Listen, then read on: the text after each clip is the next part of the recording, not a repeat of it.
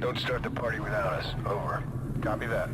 Modern Warfare 3 made a huge splash at this year's E3, showcasing an amazing underwater SEAL mission that ended in a daring, high-stakes bit of submarine sabotage and a full-throttle getaway. We spoke with Robert Bowling from Infinity Ward and Glenn Schofield from Sledgehammer Games to find out what fans can expect from Modern Warfare 3. Now we asked what it was like to bring the talents of Infinity Ward and Sledgehammer Games together to create the game. In the beginning, there was a little bit of a competition, and that competition was healthy. But we worked together on story. We came together on what tools to make, and now you're talking about two really strong engineering teams, two strong art teams, and storytelling teams. And when you put the two of them together, and they get along, I mean, you're only going to get something that bubbles up that's even better.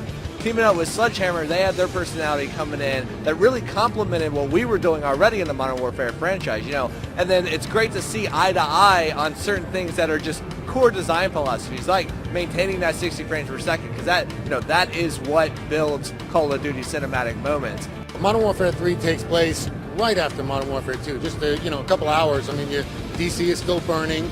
The eastern seaboard of the United States is, full of a lot of battles. The Russians have moved into New York City, and, we're starting to push them out. But the battle has gone deeper than that. Yeah, I mean, it's going all over the world. I mean, Task Force 141 is either dead or on the run. The mission we showed at the Microsoft press conference actually takes place after the Manhattan mission, Black Tuesday, where you're fighting through the streets of Manhattan trying to get to the harbor. And there, that people have seen that online. We're bringing in dual scope system. The dual scope allows you to, engage guys on a close to medium range with that close optic, the EOTech, the red dot, whatever you're going to do.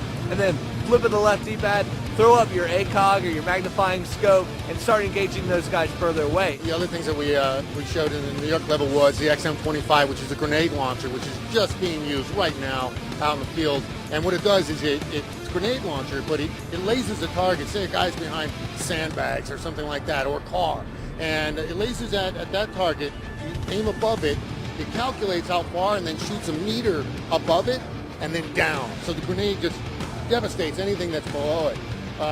We also showed a 9-banger, which takes place, which is what Delta is using right now instead of the flashbang.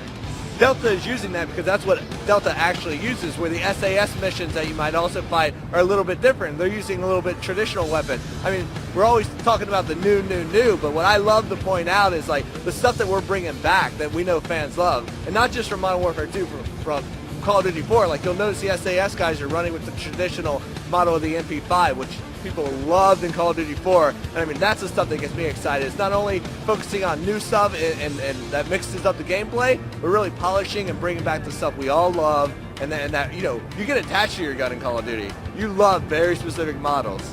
We introduced Spec Ops in Modern Warfare 2 as this awesome co-op mode.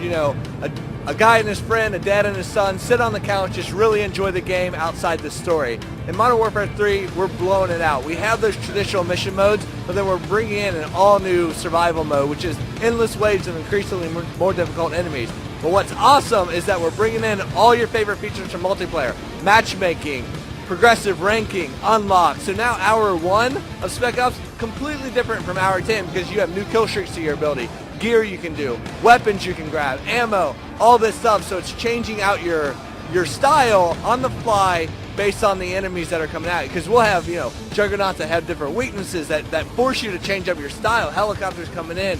It's an onslaught of enemies that is constantly keeping you on the run. I mean, this is an adrenaline mode. We'd like to thank Robert and Glenn for taking the time to talk to us, and thank you for watching Inside Xbox.